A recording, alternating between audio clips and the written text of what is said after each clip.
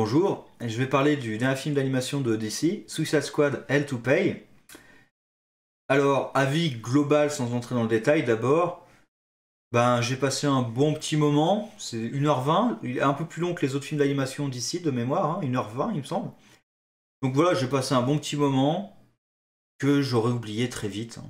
Honnêtement, voilà. Donc, pour moi, c'est un gros film d'action un peu débile par moment. Les personnages sont très peu développés, honnêtement. La plupart pourraient être remplacés par d'autres personnages identiques, ils auraient le même rôle. Leur personnalité, leur histoire n'a pas tellement d'impact, c'est surtout leur rôle qui compte. Et voilà, donc c'est surtout un film d'action. Alors à ce compte-là, en tant que film d'action un peu débile, ça passe bien. Et l'intrigue est bien tenue. Elle n'est pas prodigieuse, hein, c'est une mission de base de la Suicide Squad. Elle est envoyée pour récupérer une carte mystique que veut récupérer Waller. Et il y a deux groupes de super méchants qui veulent la récupérer. Donc déjà le fait qu'il y ait deux groupes, ça permet de quand même d'avoir une intrigue un petit peu, une intrigue. En tout cas d'avoir des événements un petit peu plus intéressants que s'il y avait qu'un seul groupe de méchants qui voulait la carte. Parce que du coup il y a les deux groupes de méchants qui aussi un peu de se tirer dans les pattes. Sinon au niveau de l'équipe en elle-même, même si les personnalités sont pas très développées, je trouve l'équipe assez bien utilisée dans le sens où c'est une équipe de criminels. C'est pas une équipe comme dans le film Live, c'est pas une équipe de gentils. Ce sont vraiment des criminels. Plus ou moins tous, hein, mais voilà, quand ils ont l'occasion de trahir, ils vont trahir. Ils travaillent pour leur gueule avant tout. Alors quand c'est dans leur intérêt de travailler avec l'équipe pour survivre, ils vont le faire. Quand ils trouvent un autre intérêt, ils vont y aller tout de suite. Ils vont pas trop hésiter pour la plupart. Donc là, je trouve cet aspect, justement, groupe de criminels est plutôt bien exploité. Et dès le début, de toute façon, la scène d'introduction nous dit très clairement dans quel film on va rentrer, puisque on voit la Suicide Squad du début, avec déjà qui massacre un peu tout le monde, avec des membres qui se trahissent les uns les autres, avec des membres qui meurent. On voit tout de suite Waller qui n'hésite pas une seconde à tuer elle-même les membres de l'équipe. Donc tout de suite, on donne le ton. Et ce sont des criminels, ils travaillent pas vraiment les uns avec les autres, ils sont forcés. Waller, elle a pas d'état d'âme à ce niveau-là, vraiment. Elle les tue sans sourciller, ça la gêne pas non plus qu'ils tuent des civils, quasiment. Hein. De même à un moment, il tue le gardien d'un immeuble. C'est un civil, a priori. Il travaille pas avec les méchants. Donc ça la gêne pas vraiment qu'il y ait de dommages collatéraux tant que c'est pas trop visible. Donc ça met le ton quand même dès le début, et je trouve justement cet aspect criminel est plutôt bien fait. À aucun moment il y a vraiment de gros trucs larmoyants sur le pouvoir de l'amitié, il faut travailler en équipe, un peu genre un Suicide Squad où finalement à la fin, le film live, hein, finalement à la fin ils s'unissent tous. Non, là il n'y a pas ça, il n'y a pas un moment où vraiment ils s'unissent tous pour combattre le mal. Non. Il y a des choses qui se passent entre deux personnages, oui, mais c'est pas un gros truc d'union de toute l'équipe pour le bien. Voilà. Donc le scénario, j'en ai parlé, hein, c'est il faut récupérer une carte. Et il y a deux méchants qui veulent la récupérer avec des groupes de méchants. Donc Vandal Savage d'un côté, Zoom de l'autre. Alors après, je trouve intéressant de réutiliser Zoom, puisque c'est le Zoom de l'univers cinématographique d'animation de DC. Donc ça développe l'univers étendu des films d'animation. Ça, j'ai trouvé ça plutôt bienvenu. Avec une explication un peu Speed Force, quoi. La Speed Force, ça fait tout ce que tu veux. Mais au moins, il a un vrai objectif. Donc, sans dire exactement ce que c'est, ça permet de justifier aussi le fait qu'il soit pas suffisamment rapide. Parce que normalement, tu mets Zoom, la carte, c'est bon, il la récupère en 10 secondes et c'est fini. Normalement, quand ils se font poursuivre par Zoom, c'est ce qu'il dit, ils pourraient tous nous tuer normalement. Il est trop lent. Deadshot se rend compte, il est trop lent, il devrait pouvoir tous nous tuer. Donc là aussi, la raison pour laquelle il est trop lent, entre guillemets, parce que c'est quand même un speedster, elle est cohérente, on la comprend, elle est cohérente, elle est liée à son objectif d'ailleurs. Est-ce que sinon, s'ils avaient un zoom à pleine puissance, il est même parfois plus rapide que Flash, du coup, s'ils avaient un zoom à pleine puissance, ça serait réglé, quoi. Bon, après, dans son équipe, il y a Banshee qui a un objectif aussi qu'on comprend, mais il faut connaître le personnage. C'est-à-dire si vraiment on connaît pas du tout le personnage de Banshee, il y a un problème quand même. son objectif, on va pas forcément vraiment le comprendre. Blockbuster, ben, c'est juste des gros muscles, hein. Franchement, ils auraient pu mettre n'importe qui. Ils auraient mis Solomon Grundy, par exemple, ça aurait fait pareil, quoi. Ils mettent n'importe quel gros muscle, c'est la même chose.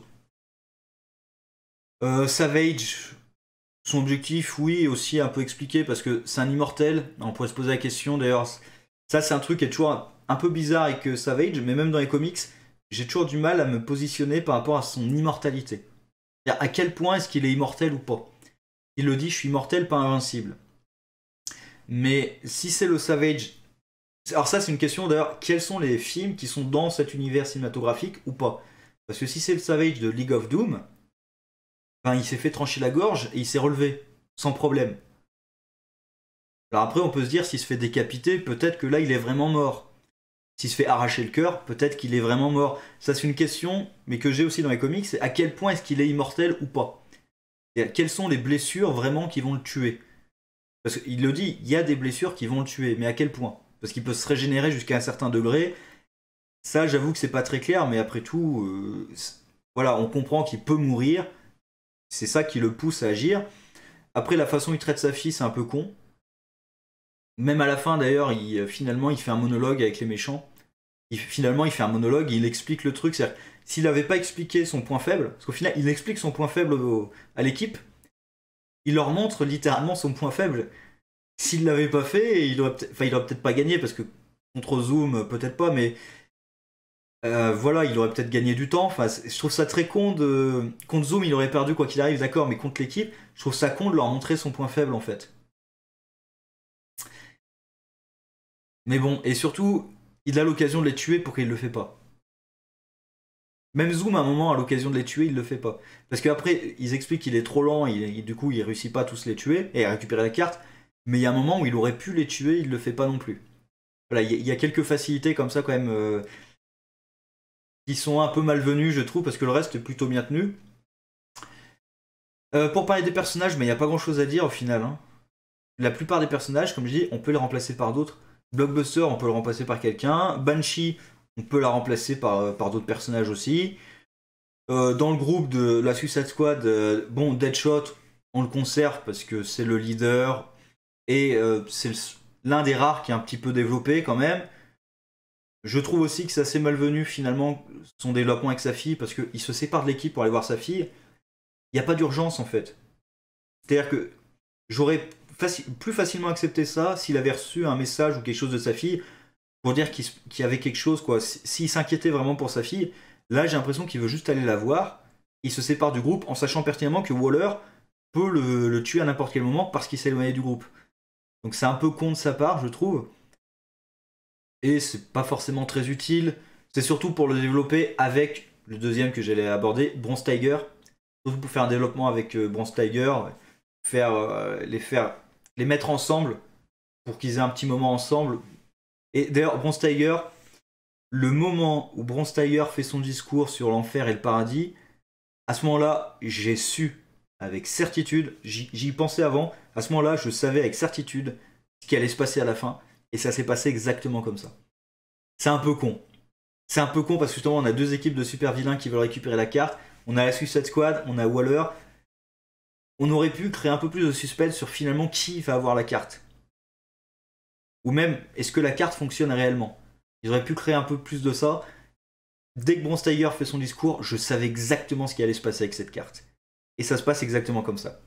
Ensuite, Harley Quinn, j'ai l'impression qu'elle sert à faire quelques gags qui marchent pas trop. Genre dans le strip club. Alors déjà, il laisse entrer n'importe qui dans le strip club. Il n'y a pas de videur à l'entrée. En plus, un strip club pour femmes, je me dis qu'on laisse pas entrer les hommes aussi facilement. Moi, j'en sais rien, mais quand je me dis un strip club pour femmes, c'est une clientèle féminine, et ils ont peut-être pas envie d'être dérangés par des hommes, justement, qui viendraient dans le strip club. Donc. Mais bon, voilà. À la limite, peut-être qu'ils ont descendu le videur avant d'entrer, d'ailleurs, on sait pas. Donc Harley Quinn, voilà, elle sert à rien. D'ailleurs, même à la fin, Waller qui lui dit et forcément, elle devait survivre, forcément. Elle est là parce qu'elle fait partie de l'équipe dans les New 52 et que c'est un personnage connu et tout, sinon, voilà. Killer Frost, ben, on peut la remplacer par n'importe qui d'autre aussi, n'importe quel méchant d'autre en fait, ça revient au même. pareil. Copperhead, bah oui, pareil, on peut le remplacer par n'importe qui, ça fait la même chose. Boomerang, je l'oubliais, certainement à rien que je l'oubliais. À la limite, Copperhead, à un moment, il trouve quelque chose en sous-sol. Donc à la limite, il sert à quelque chose. Boomerang, non. Dans les scènes d'action, à la rigueur, et encore, il se bat avec un boomerang. Voilà. Donc, l'équipe, on peut remplacer quasiment tous les personnages, à part Deadshot et Bronze Tiger. Et encore, Bronze Tiger, je mets Black Spider à la place.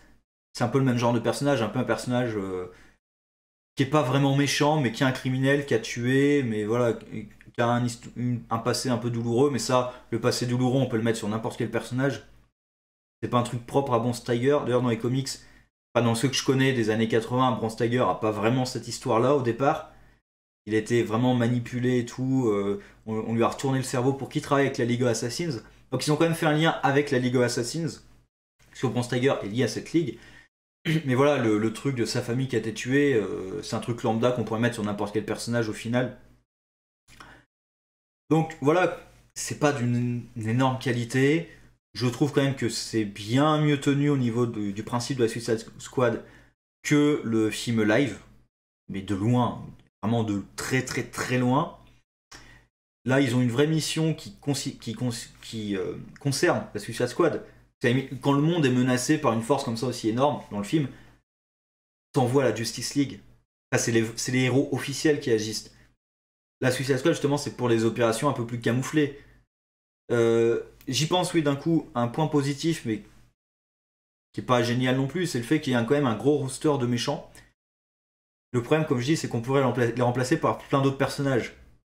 Et voilà, par exemple, il y a la fille de Savage, il y a donc Scandal Savage, Knockout, il y a Pig, Two-Face, on voit même Tobias Whale au début. Alors ça m'amusait parce que deux personnages qui sont dans les séries actuelles de DC, Tobias Whale et Pig, deux personnages, donc Gotham et Black Lightning. Il y a Zoom, Banshee, Blockbuster. Il y a quand même un gros roster de personnages avec aussi les membres au début qui se combattent. D'ailleurs, le couple là j'allais dire de clowns au début là, ils m'ont un peu fait penser au couple qu'il y a à l'heure actuelle dans Doomsday Clock avec le mime et l'autre fille là. Ces deux il me semble. Ils ont peut-être un rapport, ils ont peut-être inspiré les uns des autres, mais c'est pas le même couple, il me semble. Hein, mais en tout cas, ils ont pas du tout les mêmes pouvoirs. Mais voilà, j'ai fait un lien avec les comics actuels. Donc voilà, c'est quand même plutôt bien d'avoir un roster de personnages un peu vaste. Après, on pourrait les remplacer par n'importe qui et du coup, ça devient un peu lambda. De toute façon, c'est le reproche du film, c'est un peu lambda au final, mais c'est pas déplaisant. Moi, j'ai passé un bon petit moment, donc je le conseillerais quand même.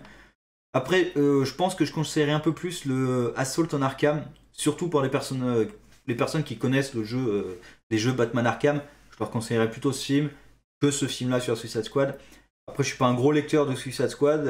Je sais qu'on m'a conseillé quelques comics à lire à ce sujet, donc je m'y mettrai un jour, mais c'est vrai que c'est pas un truc qui me passionne, la Suicide Squad. Donc voilà, je vais pas faire de spoil sur l'histoire, parce que voilà, l'histoire est très basique. Comme je dis, on comprend très vite ce qui va se passer, et ça se passe exactement comme ça. Mais on peut passer un très bon moment devant le film, voilà. Faut savoir ce pourquoi on regarde le film. C'est de l'action, beaucoup de vilains qui sont brassés, mais qui en soi sont pas forcément essentiels à l'intrigue, on va dire ça comme ça. Une intrigue simple, des personnages pas très développés, surtout de l'action. Voilà. Sur ce, au revoir.